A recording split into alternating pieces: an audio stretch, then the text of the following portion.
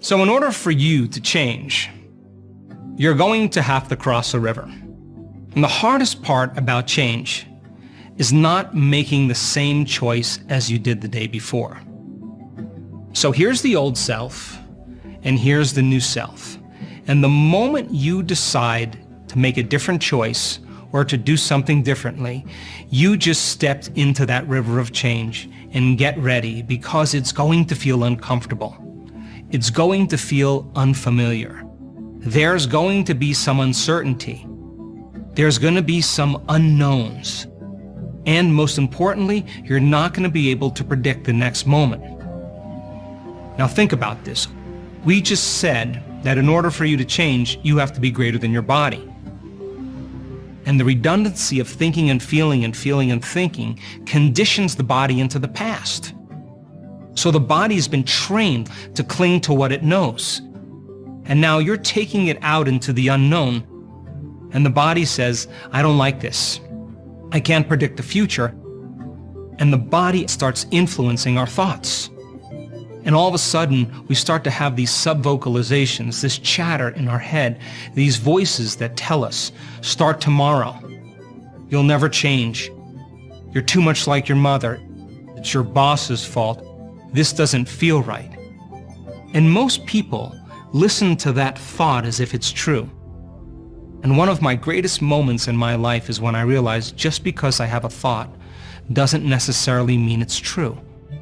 So a person may say, I want to change something about myself. Today, no more blaming, no more complaining, no more self-pity. And now they're disrupting that chemical continuity. And all of a sudden, 2 hours goes by. And after that 2 hours, the body starts craving the conditioning of those familiar chemicals. And it's the body then that's influencing the mind for the body to return back to the same state of being. So then, going from the old self to the new self is the neurological, the biological, the chemical, the hormonal, the genetic death of the old self. And in that place, that void, that place of uncertainty, is actually the perfect place to create something new. And people may say, I'm crossing that river of change. I can't predict my future. And the answer is, the best way to predict your future is to create it. What thoughts do you want to fire and wire in your brain and put your attention behind? What behaviors do you want to demonstrate in one day, in one lifetime? The latest research in neuroscience says that when you close your eyes and rehearse an activity mentally, that your brain does not know the difference between what's going on out there and what's going on in here if you're truly present. You begin to install the neurological hardware in your brain to look like you already did it. Now your brain is no longer a record of the past. Now it's literally a map to the future. You are priming your brain into the future. And if you keep doing it over and over again, firing and wiring, that hardware will become a software program. And who knows, you just may start acting like an abundant person. You may start thinking that you're healthy. Why? Because you installed those circuits. Now here's the hard part. Can you teach your body emotionally what that future will feel like before it's made manifest? That means you can't wait for your wealth to feel worthiness and abundance. You can't wait for your success to feel empowered. You can't wait for your new relationship to feel love. You can't wait for your healing to feel gratitude or wholeness. You can't wait for the mystical moment to feel awe.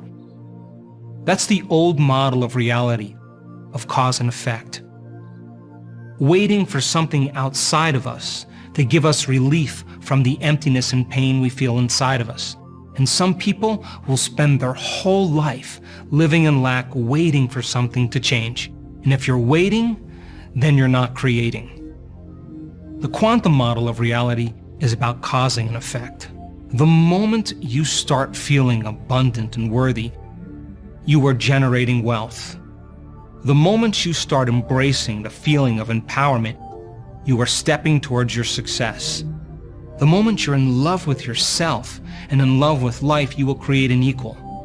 And the moment you start feeling grateful and you start feeling whole, your healing begins.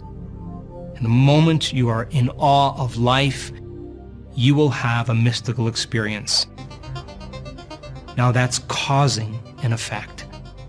And so from going from one state of mind and body, the old self, into a new state of mind and body, a new self, and crossing that river means there'll be new opportunities, new experiences, new events in your life, because you're no longer the old self. So the biological model of change then is breaking the habit of the old self and reinventing the new self. It's pruning synaptic connections and sprouting new connections. No longer signaling the same genes in the same way and learning how to signal new genes in new ways. Now, what I want you to know is that you already know how to do this. Every one of us has done something great in our lives. And what happened when we decided to make up our mind to create something or to do something differently? We ask ourselves the question, is it possible that I can be healthy?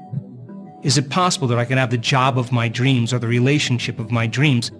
And what would that look like? When you ask that question, you turned on the creative center in your brain called your frontal lobe. And think of your frontal lobe as the symphony leader, and it has connections to all parts of the brain. So what it does is it naturally calls up different networks of neurons that are associated with that question based on the things you've learned intellectually in your life and the experiences that you've had as well. And it begins to seamlessly piece them together. The next thing you see is an image or a picture in your mind, and that's called intention. When you saw that image, you saw that picture in your mind, the next thing you know, you started to feel the emotion as if you were living in that future reality in the present moment. And we could say then, the moment you started feeling the emotion, the thought became the experience in your mind. And you were giving your body a sampling or a taste of the future. Now here's what you did when that happened. You started thinking about all the choices you had to make, and you wrote them down. You started to think about all those experiences that would get you to that vision, all those goals. And every time you wrote those goals down, you felt more of those feelings. And you kept reviewing them in your mind so you can put your conscious mind on what you wanted. And then you did something really brilliantly. You started to write down the thoughts that you wouldn't let slip by your awareness unnoticed. Thoughts like, I can't, it's too hard, I'll never change. Those are thoughts that if you respond to them will cause you to lose sight of your future. And every day you reminded yourself of who you wanted to be, and every day you reminded yourself of who you no longer wanted to be. And then you started seeing synchronicities, opportunities, coincidences beginning to show up in your life. And that's the universe telling you that you're heading towards a new future. And when it finally happened, it was no longer about the event. It was about the fact that you created it. And so then the side effect of that is we become more whole, more present, more loving, because now we're living life less in lack. There's only 3 things that stop us from that vision of the future: the body, the environment, and time. Number 1, the body. Most people say, I didn't feel like it, or I don't feel like it, I'm tired, I have a headache. And they use feelings as a barometer for change. And when you use feelings as a barometer for change, you'll always talk yourself out of possibility. The environment. I have these people to see, I have these places to go, I have these things to do. Their environment seduce them back into their present reality. The last one is time. There just wasn't enough time. And people shrink back into mediocrity, and they find people that do the same. And then they use each other to reaffirm their addiction or their conditioning into victimization. So then when you're at that lowest level in your life, where they don't want to keep their social engagements. They could actually see themselves through the eyes of someone else. And in neuroscience, that's called metacognition.